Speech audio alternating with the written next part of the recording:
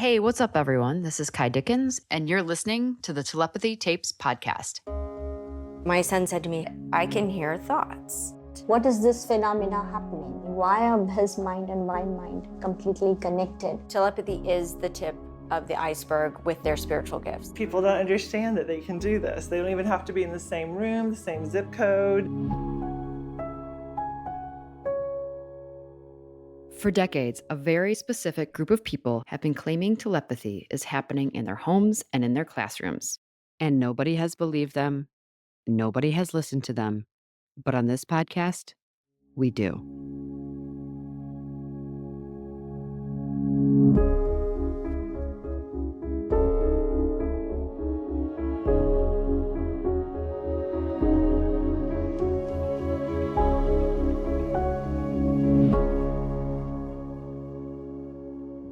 Welcome to the 10th episode of the Telepathy Tapes.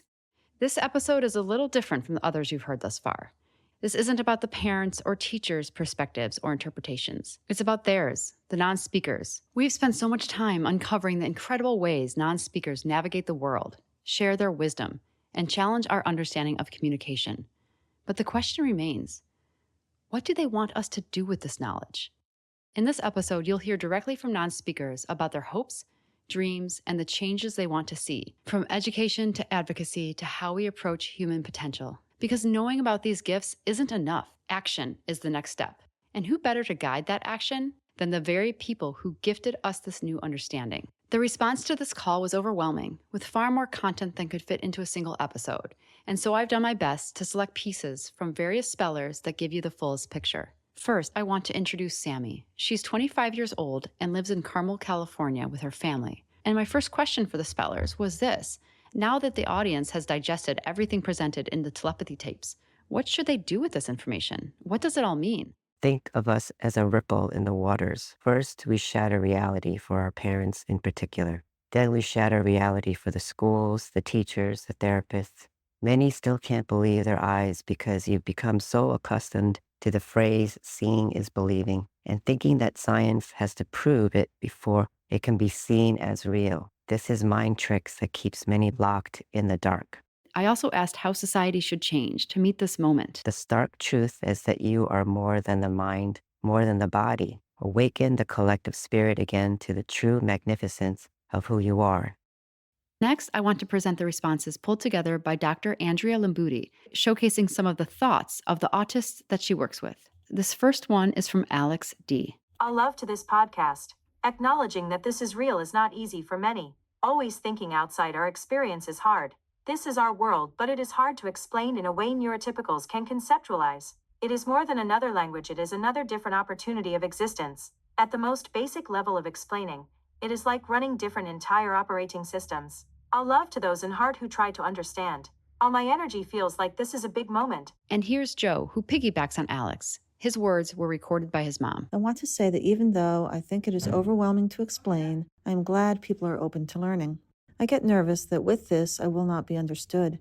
Telepathy is a loaded word.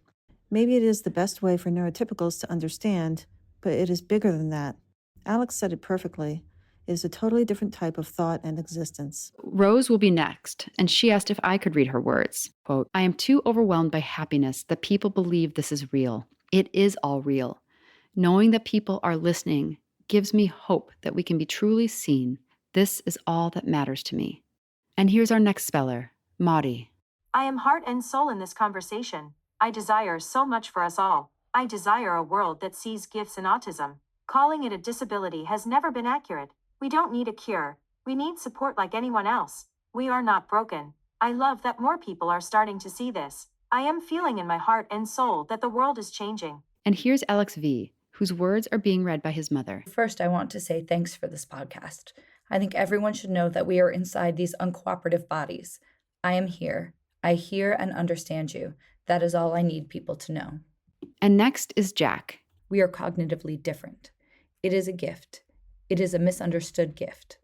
I always think if the work of my life is how to make the world see it, it is a hard task. It helps that people are starting to understand. The work is not trying to fit into the world as it exists, but trying to make the world change. Next, we'll meet Trevor, and his mom, Laura, will be reading his answers. She never thought to test telepathy with Trevor until she started listening. And I was overjoyed when she sent me the results of telepathy tests she did with 5, 6, and 7-digit numbers, as well as random names and words.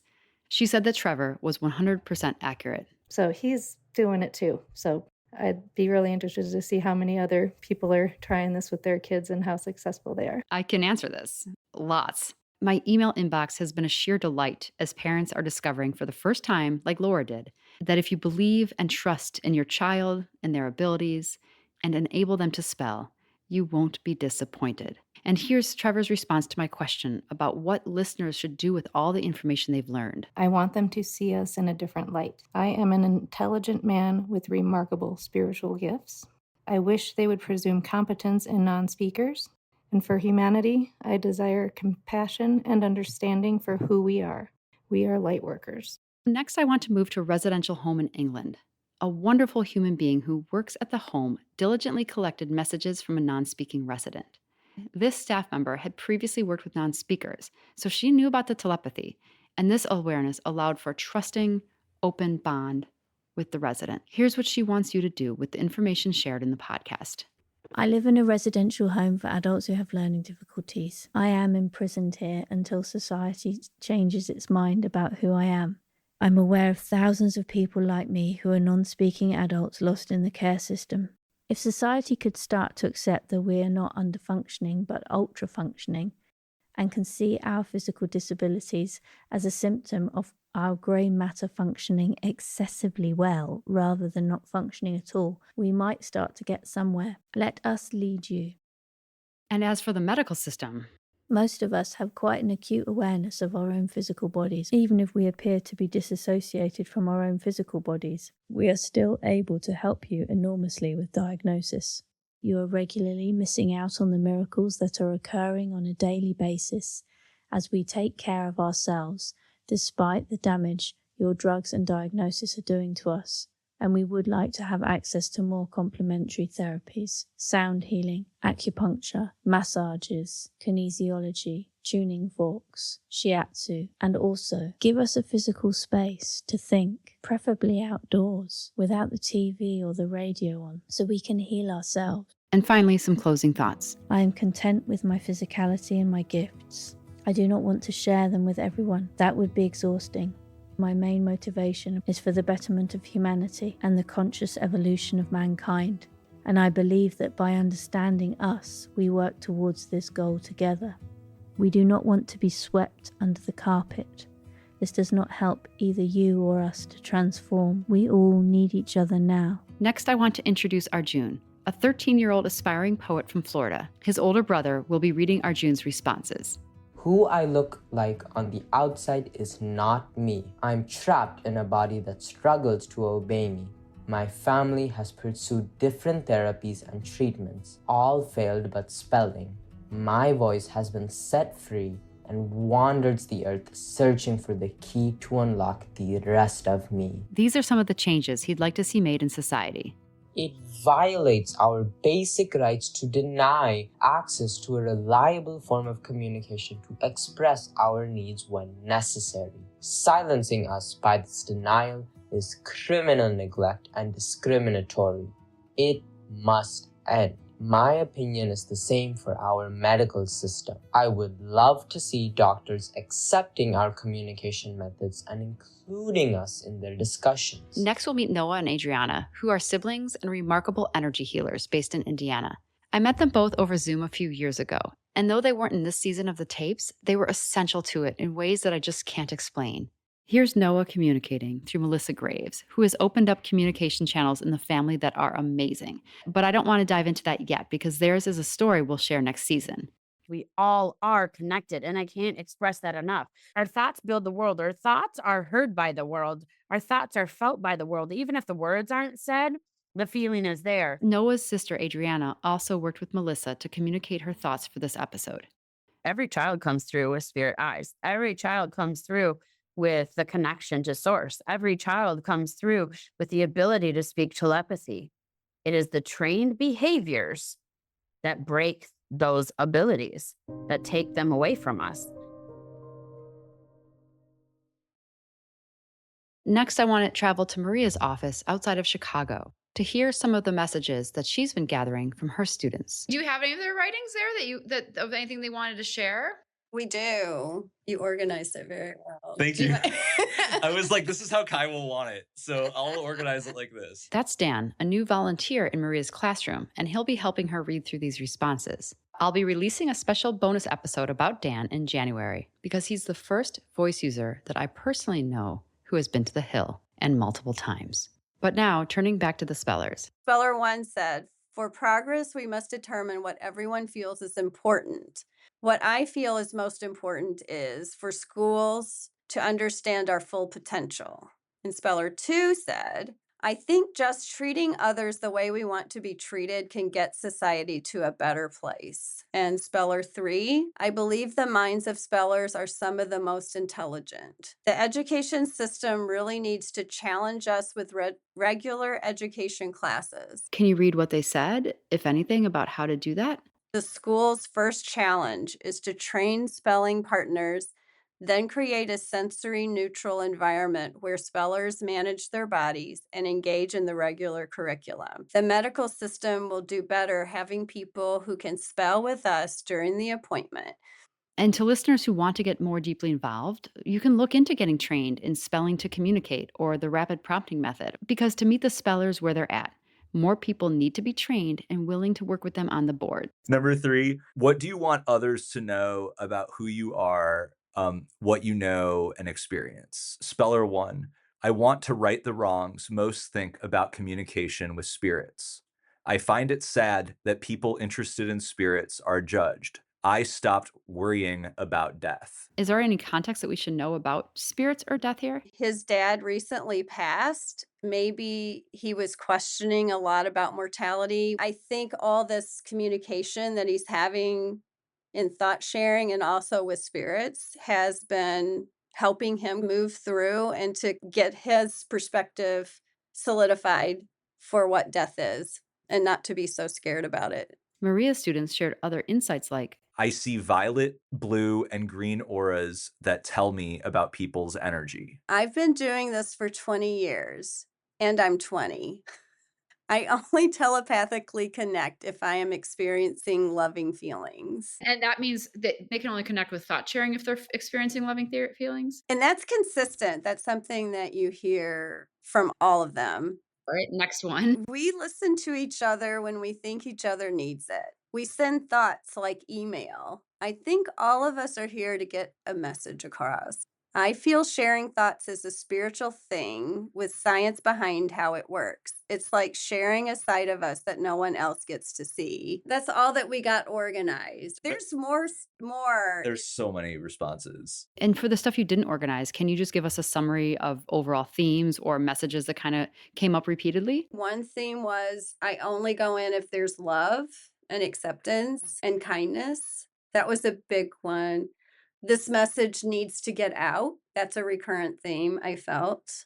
And taking care of each other and being in community for the non-speakers. Thank you for that. We're leaving Maria's classroom now, but be on the lookout for the bonus episode about Dan accessing the Hill, as it reveals so much about consciousness, healing, allyship, the power of thoughts, and most importantly, what really matters in the consciousness realm.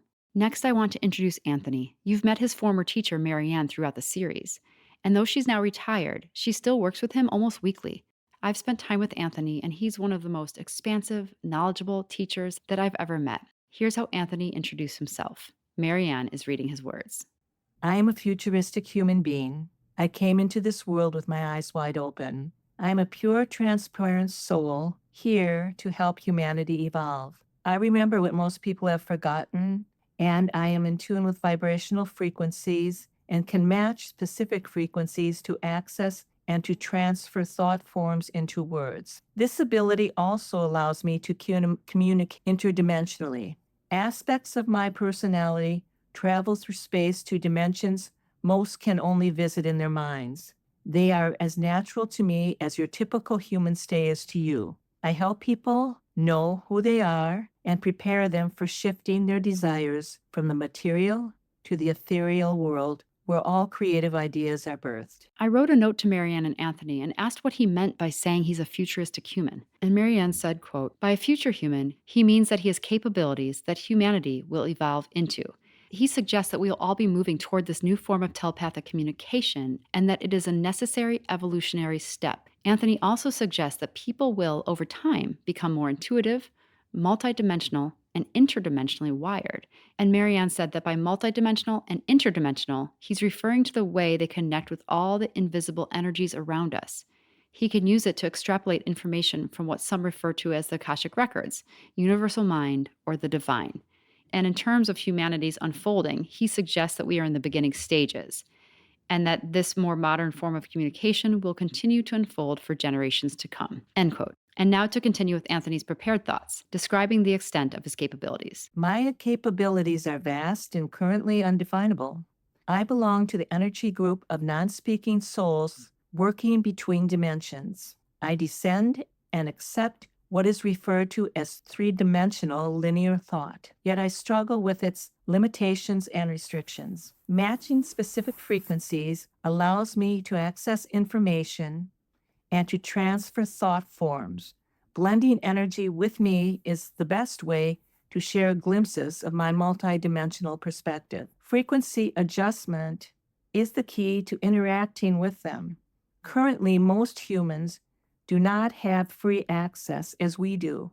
Each frequency is attuned to love. We'll come back to Anthony in a moment, but because he brought up frequency here, I wanted to tie back in a critical thing Asher once said about frequency that I didn't know where to place elsewhere in the series. One of the things he tried to explain to me about consciousness was the experts have got that a bit wrong. He says they think that when you go into the delta state, you go into deep sleep or you're unconscious, sedated, and so nothing's going on in your brain. And he said, well, nothing is going on in your brain because your consciousness has moved beyond the brain. And that's when your consciousness is its most expanded.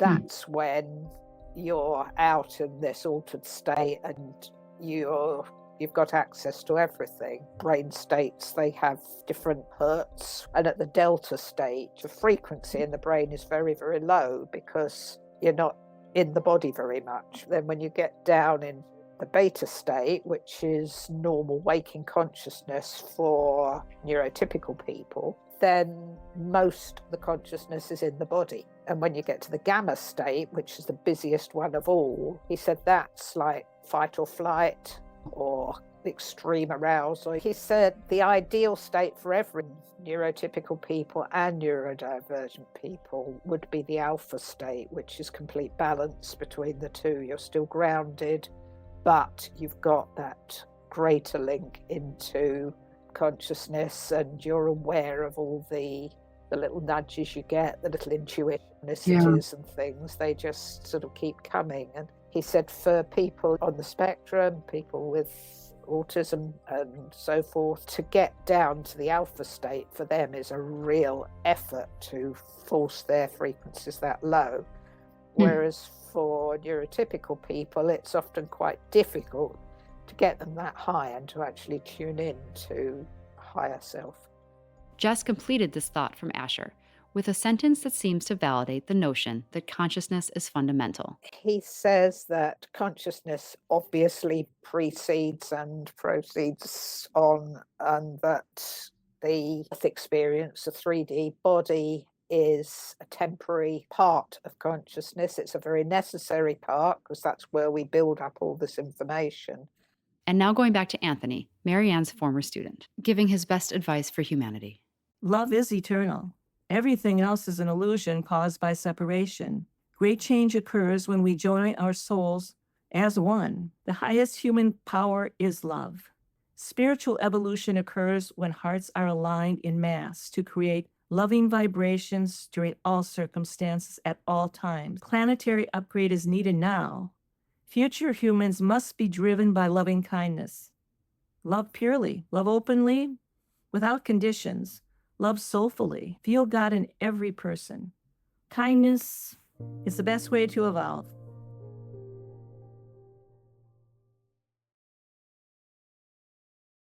Now we'll hear from Andrew Smith, a non-speaker in Toronto, Canada. His mom, Susan, collected his thoughts, and they asked me to read them, so here we go.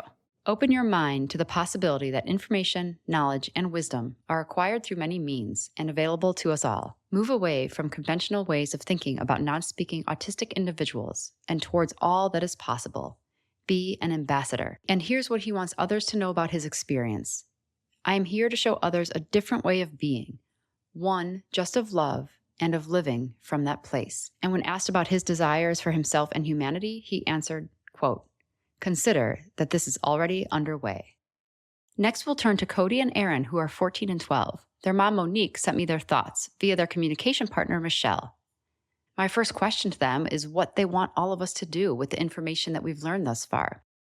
Just because we're nonverbal does not mean that we're not speaking and connecting with each other. What we would like for the world, for humanity, is to shut their mouths more and to connect more. They want to be in service and they want to help parents who the system fails continuously. Nobody has brought this up yet, and I'm so glad that they did, because our system continually robs parents of hope. They're forced to fight at every turn against schools, medical systems, insurance companies, social services, just to secure the basic supports their children deserve. And when their children age out of school, the fight intensifies. Parents are left to navigate a world with even fewer resources, struggling to care for their adult children while also juggling work. These parents need real, sustainable change. Inclusion of spelling programs in schools, accessible therapies, flexible employment options, and comprehensive adult care services that enable their children to thrive. Parents of non-speakers shouldn't have to choose between caring for their children and meeting their own basic needs. Yes, we have to activate to help the non-speakers, and one of the best ways we can do that is helping the parents too. He says all of us are a link in the chain, and one is not better than the other. Aaron also added a sentiment I've heard a few times. We are the light workers. We are a team that have knowing. We are here to bring change for the negative old way of thinking. Now we're going to move on to highlights from a young man named Nick who lives near Madison, Wisconsin. His mom, Laura, will read his writings, and his first message is, we need to be seen and heard with love to be able to share our gifts with you. We are moved to be gentle with those who are living in anger. When asked about what he wants for the future, this is what Nick said. I wake love in the new earth of the future, and now is the time to gravely grow our knowledge and future. And I asked him, what is wake love to you? Wake love is the ability to see deeper than before into the way that things really are. He adds, now is the time for wake love to open the hearts of those who deserve understanding. And I'm yearning to waken you further to more spiritual ways. Next, I want to introduce Jackson and his mom, January, who live in Virginia. January collected his spellings, and they asked me to read them. Because there was too much beauty for this one episode, I had to pull out the highlights. But Jackson and January will be back in season 2. Okay, so from Jackson, quote, because I don't speak, many people have a belief that I'm not intelligent. But the truth is, I have the mind of what is considered a genius. It is difficult to live in my mind because it moves so fast, and I can't express it as quickly in a slow-moving world that has been shut down from our truest ability of communication, which is telepathy, as you would call it, but is more of an energy exchange of understanding rather than words. Words are the physical manifestation of thoughts and much slower. I have to translate from pure energy, thought, or feeling. I mostly desire to live in a world based in compassion and not in a controlling power that we currently live.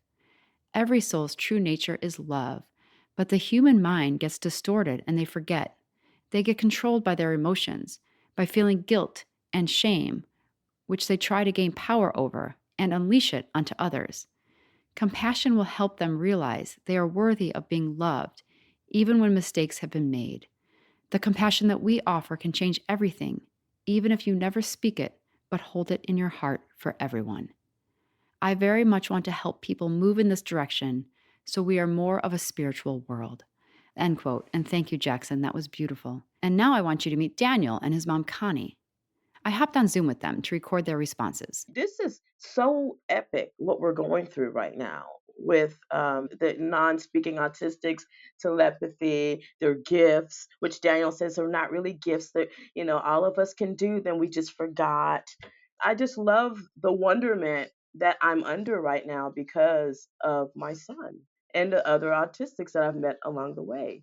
They're all such great teachers. Daniel and Connie were introduced to me by way of Alex Margot, an author who accidentally stumbled into this world like I did. Alex wrote a book about Connie and Daniel called Unsuspected Heroes, which she released as fiction because she felt it would be too difficult or out there for mainstream audiences to believe. But before we jump into Daniel's messages for us, I wanted to share Connie's input on their communication method as they engage in a mix of letterboards and telepathy. Daniel considers facilitated communication like training wheels, okay? He would much prefer telepathy because telepathy is very quick. When I get a message from Daniel and it's telepathic, I see everything.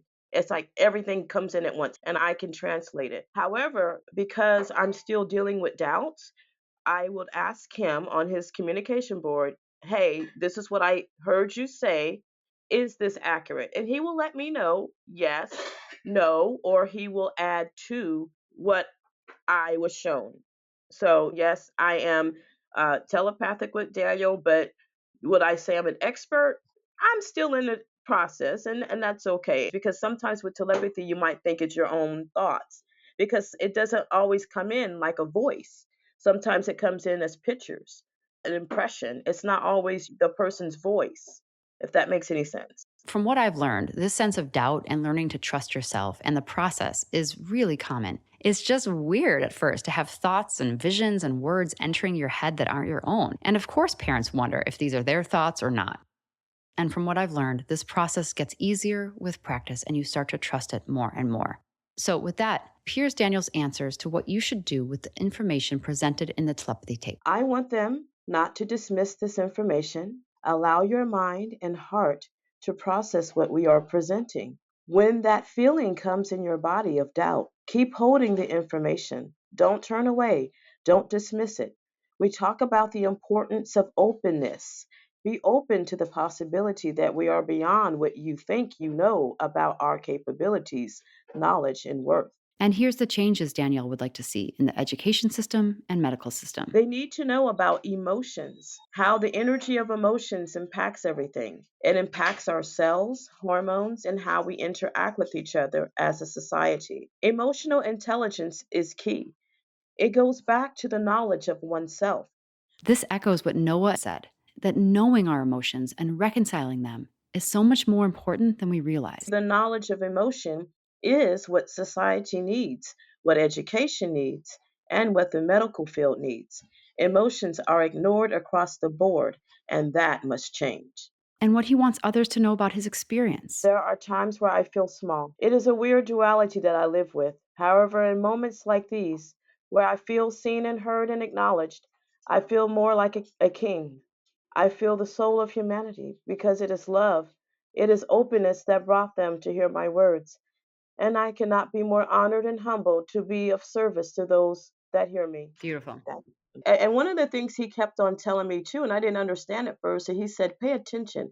Look at all the synchronicities. Pay attention. I get that now because when you're paying attention to synchronicities, you're able to become more powerful and you see that there's something more.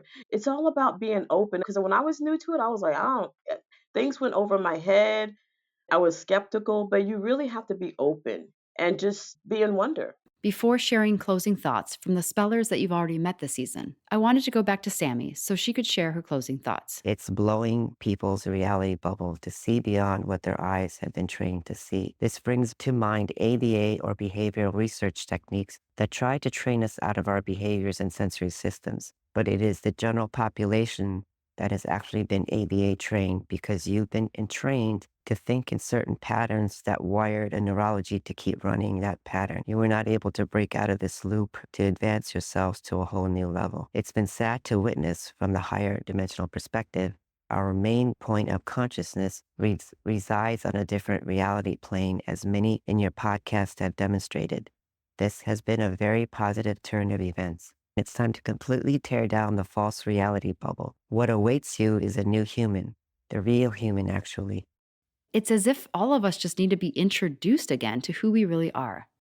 And now we're going to close on thoughts from the spellers you've already met, starting with Lily in Atlanta. Opposing spelling as a legitimate form of alternative communication needs to stop now. We need to be believed and supported. You cannot say we are fundamentally without rights just because we have bodies that betray us. Our minds are beautiful, and non-speakers have so much to offer if you would only care to listen. And here's what Lily wants listeners to do with the information you've learned this season. Nothing will change until you believe us. We see and hear everything. We even hear thoughts, as you now are aware. We love and we hurt, and we long to be included in the fabric of society and be accepted, despite our unruly bodies. We autistics each experience the world in beautiful ways that voice users can only dream to understand. I want to be educated, included, and valued as a person who has much to offer. Good that we are getting this platform to share both our inner lives and our hopes and dreams. And here's what Lily wants for humanity. No change in humanity will come until humanity can realize that we are all mutually connected to each other. Be very mindful that we are about to go through a cataclysmic shift in the understanding of the fundamental nature of our relationship to the universe and everything in it. Each of life's little poignant moments point to an eternal reality more wonderful than we can imagine. We all from time to time go to the realms and learn new things from the vast storehouse of knowledge from over the centuries. Mainly want to say that most of us experience a pretty amazing world, despite our physical constraints and limited, isolated, at-home existence. And of course, next I want to go to John Paul. I asked his mom, Libby, how we should do this, and she reminded me that when I first met John Paul, I sent him a list of questions, and those questions have not yet been shared. John Paul's brother will read some of these thoughtful wisdoms from John Paul now. We value love more than valuables. Love is all that is important. We need to try to always love so this universe will survive. And now to Zahari, John Paul's dear friend from the Hill. Zahari is completely blind, and yet spells independently by either pointing to a letterboard or typing into a digital talker. He can feel his way around the keys, just like many of you can type into a computer keyboard without looking. But for Zahari in particular, this is an incredible achievement because he was neglected in an orphanage in Croatia for the first 8 years of his life. Simply see us as not strange and engage us as humans who want to fit in.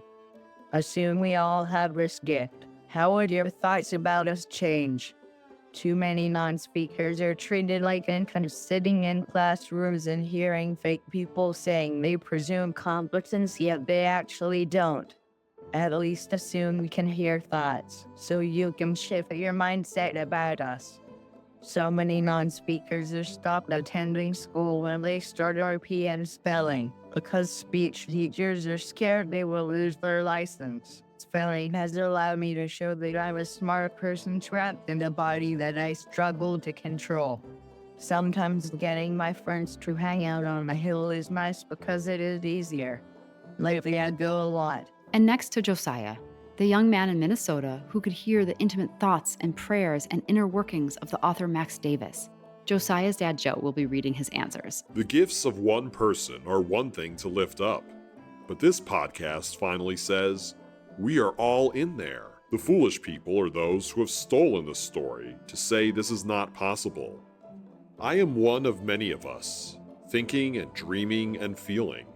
And I am openly praying that others can be unlocked to spell too. This is my long hope for my friends that I hasten to help.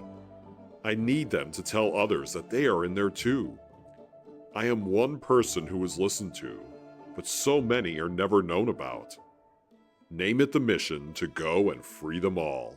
It's not long before loads of us will truly log our names as the longtime listeners of life and look like the story makers that we are. And then to Amelia in Wisconsin. Her mom, Maura, starts by summarizing many of the thoughts and messages that have been coming from Amelia lately. Amelia and I often talk about the telepathy tapes and the impact that it's having. Amelia said that first day when you came out to see us, the miracle is out. And one day she typed, God is letting very future stuff appearing now, hoping people more open. Speller's timing is yet to begin. I asked Amelia what she wanted people to know or what she wanted to tell people, and this is what she typed. Love spellers, kind to people in islands, liquidate positivity to deter moody farce, very determined to help people more. Reality is going to lead. Future is the time for savants. Savants really yearn to save God's friends. Going global is needed. Goal is get hope.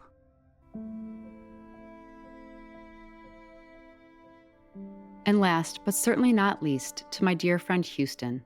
one of the most influential helpers and guides to this podcast and to me. His mom, Katie, whose support to this entire effort can't be understated, reads his words. World change is not a pipe dream.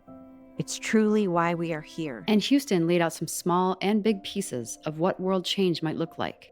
It is working to help our voices be heard, helping our parents recover the years and resources lost. It is truth being told and lies being revealed. It is helping the disabled be independent so they can live their dreams and be leaders the world needs. And most important to Houston, and honestly every non-speaker that I've ever had the privilege of knowing, is a message of love.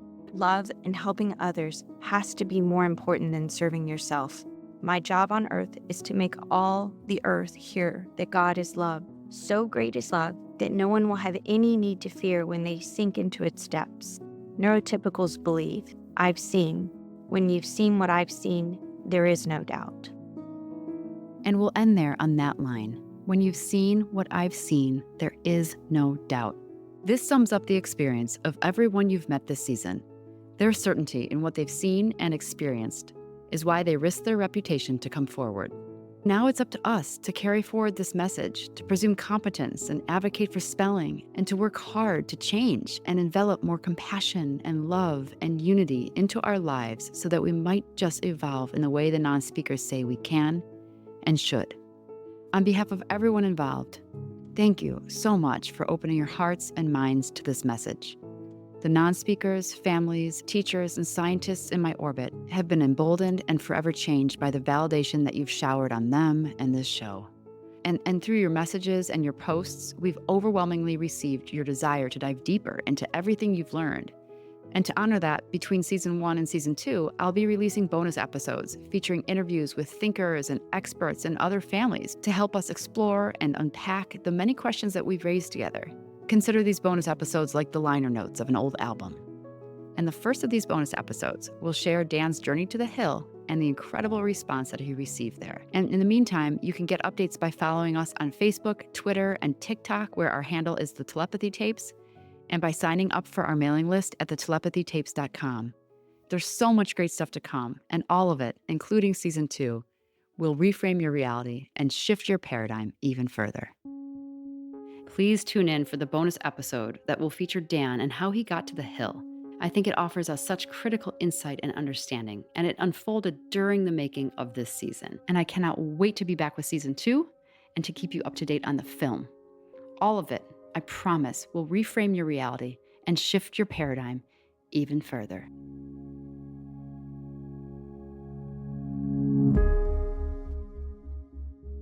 Thank you to my amazing collaborators. Original music was created by Elizabeth P.W., original logo and cover art by Ben Candor Design, the audio mix and finishing by Sarah Ma, our amazing podcast coordinator, Jill Pachesnik, the Telepathy Tapes coordinator and my right hand, Catherine Ellis, and I'm Kai Dickens, your writer, creator, and host. Thank you again for joining us.